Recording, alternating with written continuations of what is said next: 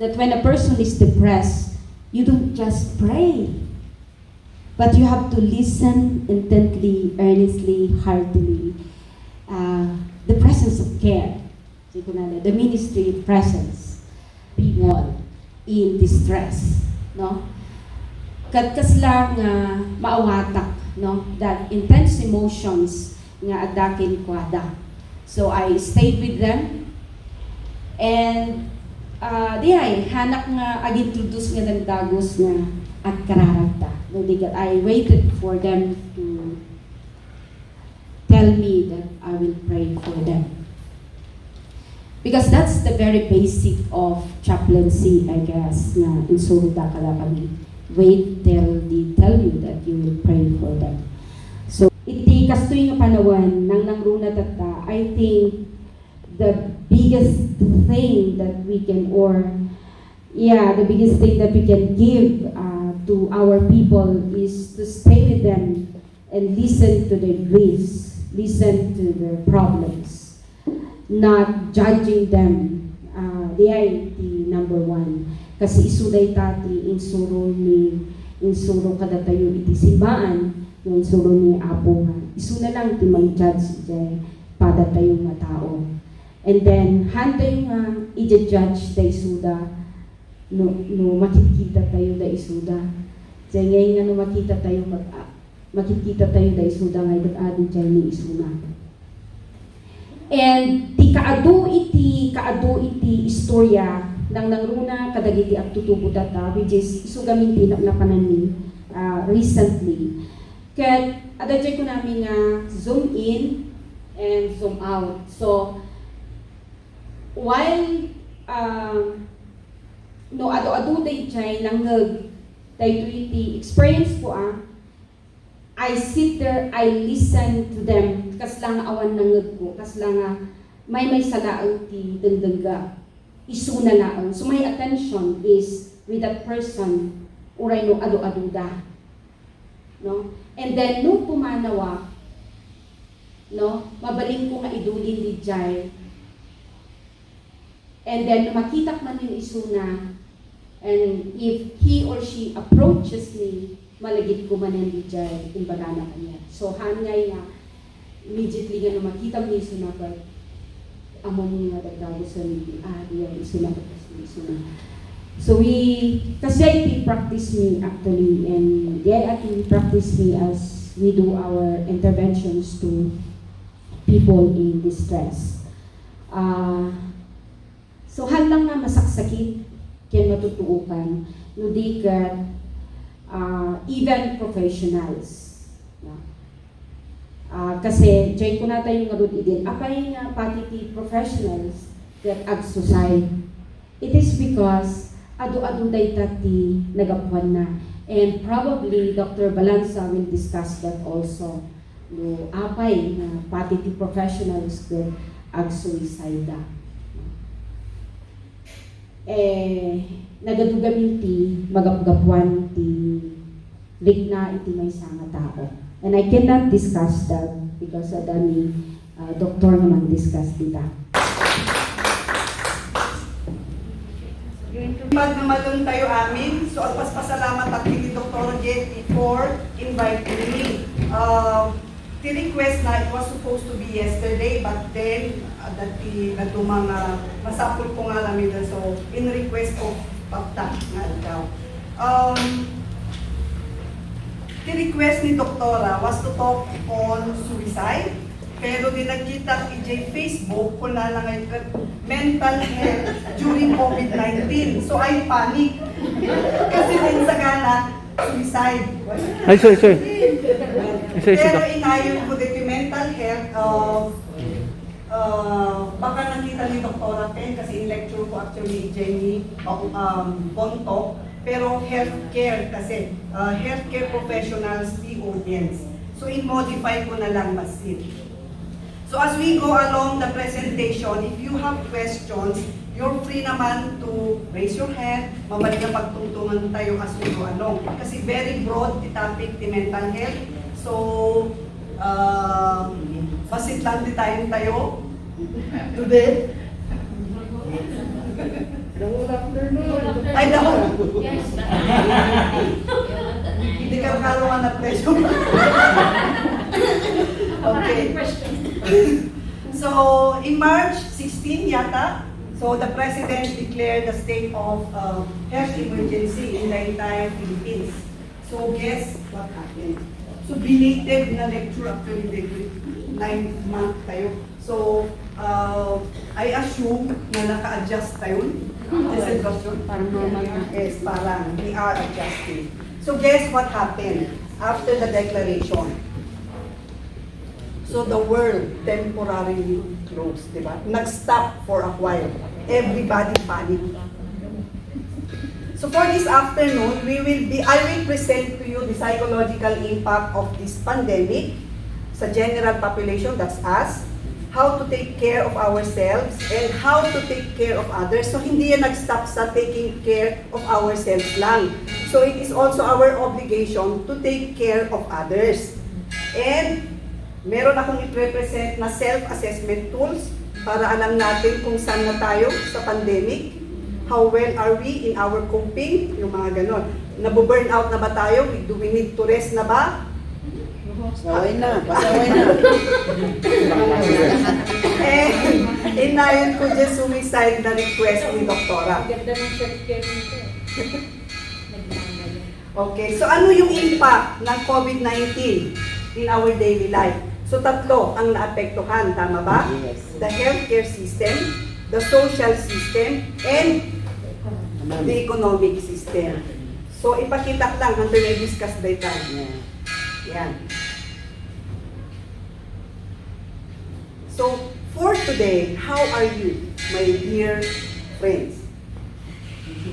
Adjusting. Yes, adjusting. Coping. Tired.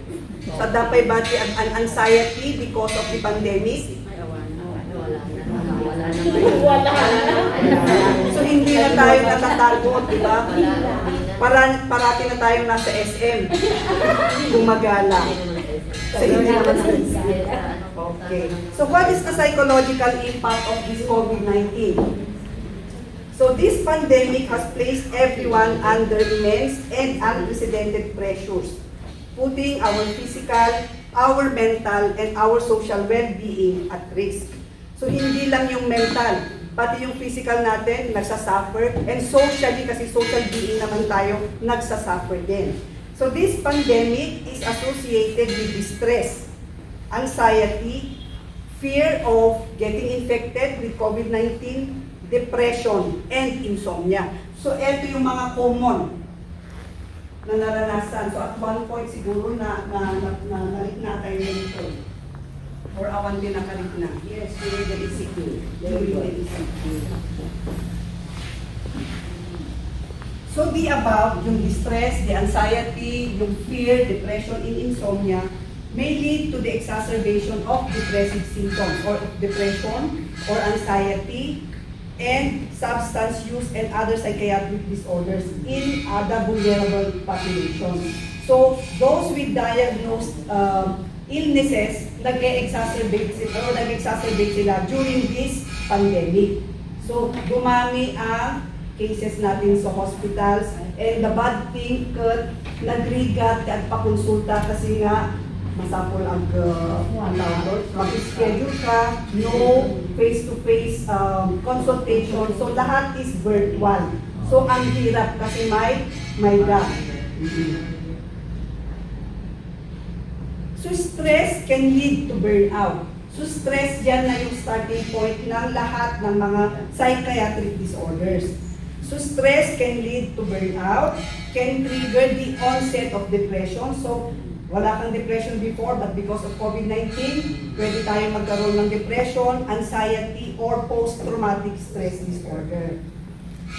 Unhealthy behaviors like smoking, so to cope with the distress or to cope with the anxiety, napapadalas yung smoking. So ang smoking kasi is nakakatanggal siya ng anxiety. Nakakakalma siya. Initially.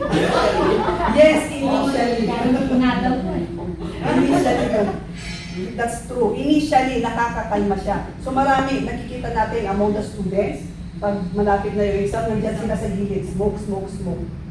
Na ganyan. No, yung iba eating. Iba substance abuse nila. Yes. Good substance, doktora. So unhealthy behaviors like smoking, alcohol, nag-i-increase ang alcohol use para makatulog, para matanggal yung stress, para kumalma yung pakiramdam, or other substances, illegal substances like shabu, marijuana, and inhalants din. So pwede yun, tumataas. So pwede rin tayong nadi-decrease yung productivity because of this pandemic, di ba? So ang tayo kaya nga mapanagtrabaho because of fear. Baka nga nirungwarang ag-infeksyon na, may infeksyon na. No agawid na, baka maiyawid ko pa ni COVID-19. So ang hirap-hirap. So it was a big adjustment actually for everybody. And stress, so stress pa lang to, can lead to suicide. So tumataas ang risk for suicide kung stress ang individual. So how do we take care of ourselves? May question po ba? So how do we take care of ourselves? Sa tingin niyo po, for the past 9 months, paano natin kinare yung sarili natin? Kasi sabi niyo ngayon, for now, at least nandun na tayo, gamay na natin yung presence ng pandemic. Naging plantita. Keep busy. So naging plantito. Ano pa? Cooking. Cooking. So Naging chef na lahat. K-drama.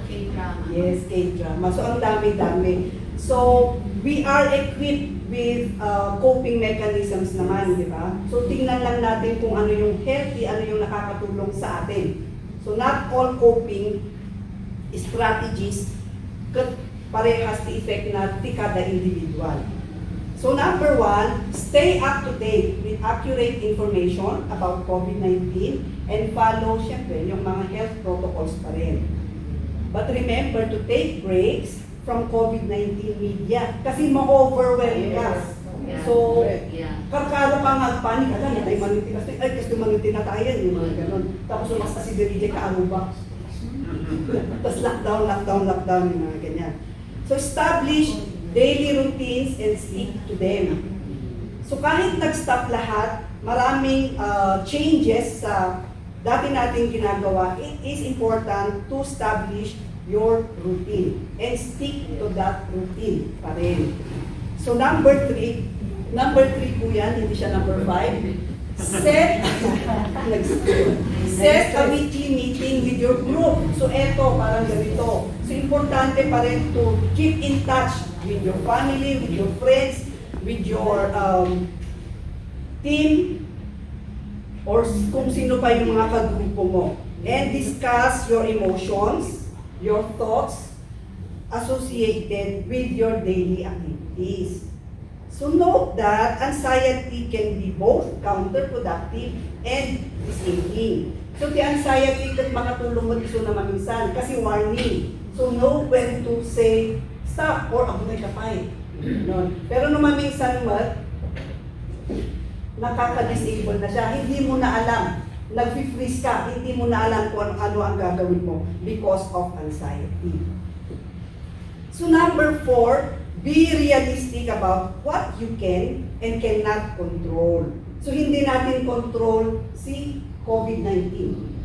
So spread ita, mapukaw iti resources, mapukaw iti tissues. Diba initially nagpapanik lahat from tissue to face mask, alcohol, so lahat nawawala. Pero there are things that we cannot control and there are also things that we can control. So dapat amon tayo di makontrol tayo. And han tayo maipilit nga i-control di spread the virus, no han tayo magnakaya. Kasi at dati capacity tayo to help para haan nag-spread di virus. Kun adamot iti, diyan beyond our control na. Diba? So han tayo ngay stress ti bagbagi tayo at dalang iti pagdanunan na ti kaya tayo maaramidran.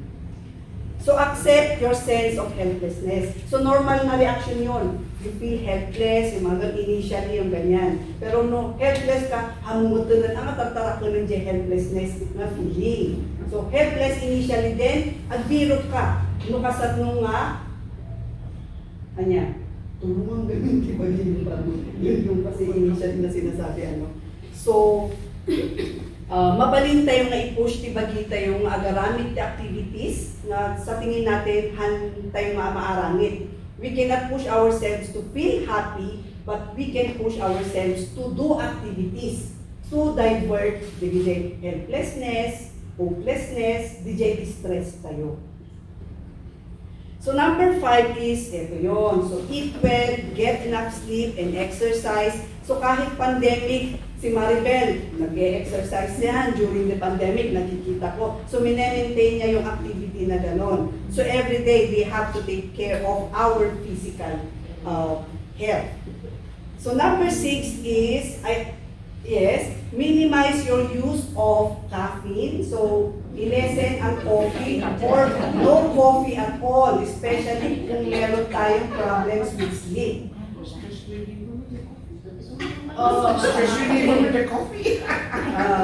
Yes, siguro, pero the caffeine is induce the anxiety. Kasi agpalpitate ka, mabalik ka agpalpitate, lahat is tataas. So mabalin na nga pakarkaroon DJ anxiety. Ganyan. Ay, ganyan. May tawad talaga, doktora. If you not have problems naman with sleep, with the anxieties mo, mabalin mo, ilimit mo lang 1 to 2 ko na. Pag nag more than 3 cups, yung cup, that is already addiction. Yes, doktora.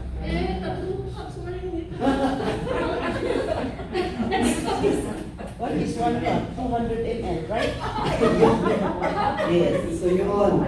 And do not use alcohol, syempre, and drugs, or cigarillo. So next is take 5 minutes out of your day to socialize with family. So pwede rin yung virtual, di ba? Na ang tawag doon, socialization, 5 minutes lang. Facebook. Yes, doktora. Tapos yung mga Zoom meetings, yung mga ganyan nga. Oo. So marami yun. Ihanap mo lang kung paano mag-meet. Or kahit naman call. So take 5 minutes out of your day to socialize with your family, with your friends, or other trusted individuals sa circle mo. So to talk about your feelings, or your fears, or your mga kung ano-ano pang iniisip. So do an activity you enjoy or find meaningful Every day. You find meaningful every day. Sorry, mali yung ano niya. So yung parang sinabi niyo kanina, plantito, plantita, or kung kahiligan niyo yung mga arts, crafts, so rhinestones, cross stitching, crocheting, for the older ones, yata, or knitting. Ay, diba? That's for the old actually. Yes, yung crocheting. Mga bata, we do not know. So, reading, listening to music, so nakakatulong din, and gardening. So, yung iba nga, nawiwili sila sa online shopping, online selling, so nakaka-relieve, di ba? Pero at the end of the day, ay, nagtaklo yung gayang itibin mo because of online shopping. Yung ganyan. So, be careful. So, number 9 is try an activity to relax. So, see what works for you. So, hindi tayo pare-parehas. So, you can try deep breathing, slow breathing, meditation, yoga, kaya pa iba. Mindfulness, ganyan. So, marami yan sa net Nakadaduti mabalin yung i-download and you can do it at home. So, stretching, dancing, praying, and muscle relaxation. So number 10 is at the end of each day, is make a short list of ways you were able to help others or things you are grateful for. So adamot nga, dahanmot nga amin ito stressful, di ba? So dayjay tibirugton tayo, dayjay i-highlight tayo, dayjay i-feed tayo, dayjay panunod tayo para sasama din yung pakiramdam. Ganon. So after taking care of ourselves, ano na yung susunod natin gagawin? Others. Yes, let's take care of our neighbors. So kung nanalita, you cannot take care of others if you do not take care of yourself. Diba? Hamo nga maitod, itiawan ka niya. So paano natin iti-take care? Paano natin i-care ang others? So dalawa lang yan. Supportive communication. I-maintain mo yung communication mo with your friends, with your family, or yung mga neighbors mo, or yung ang tawag mo doon, yung sistema mo. That's providing help din sa others. Mas lang ipagpagkatay lang adakmot dito eh. Ready act to listen. Ready act na tumulong. Ganon. So listening is malaking bagay na yon. So nandyan ka lang na nakikinig. Sabi nga ni Paddy kanina, ni Paddy Pinig.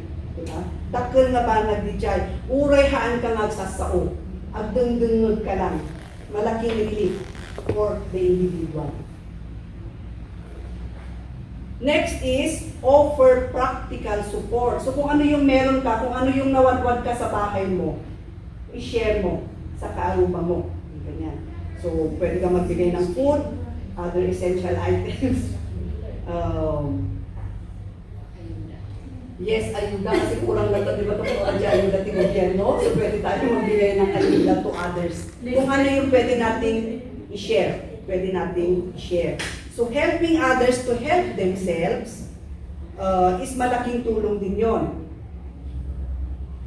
Kasi parang ang sinasabi natin is pag tinutulungan natin sila, parang tinutulungan natin sila to help themselves, we're giving back the control sa sarili din nila. Kasi yun din yung nawawala eh, di ba? So ang amin to chaos. So hamamuti aramid yung hamamuti pagtarayam. Bijay na tayo. Pero ngayon naka-adjust na tayo. And we're ready for another fight. Yes. Kasi sabi ni Duterte, until September.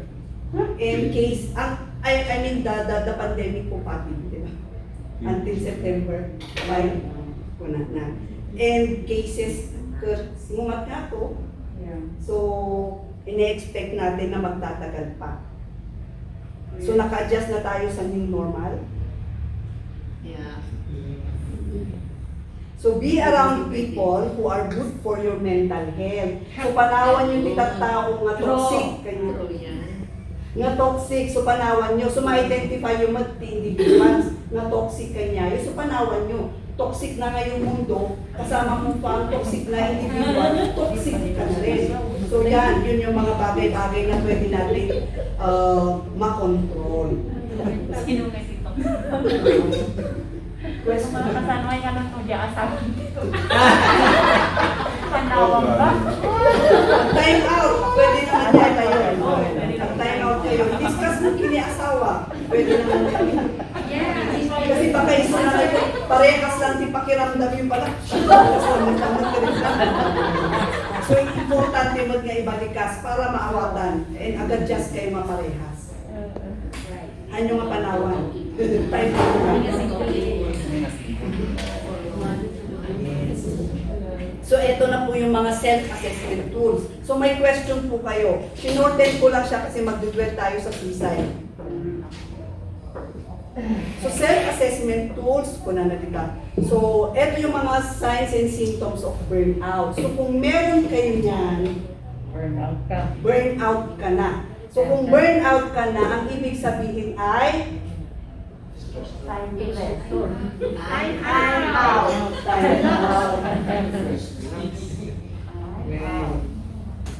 Kasi panunugan tayo stress, ang psychiatric disorders, ang mental health conditions kasi spectrum lang iso na.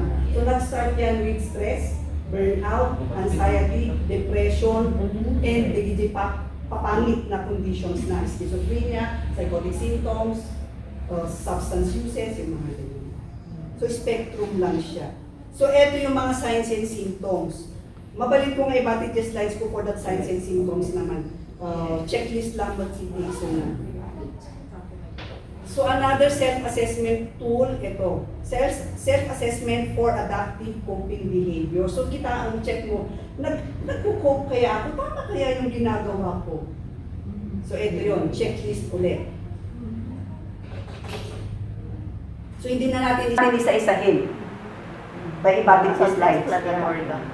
Yes, Doktora. Okay. And the last is, baka naman itong coping mechanisms, coping strategies ko na is hindi siya nag-work para sa akin. Parang ang tingin ko lang, ito siguro yung best, pero hindi pala ito yon. So ito yung mga checklist din. So pwede nyo i-check. So iiwan ko naman yung slides. Doc, Yes po. Ay, yes, Doktora. may ano ba yan? Age range? O any age? Any age, Doktora. General po, general pa. Okay. Thanks. So yan, ito yung references ko. If you want to read more on the presented topic, pwede nyo tignan. Yung summarize. So maraming salamat. I think that's the end of the first presentation.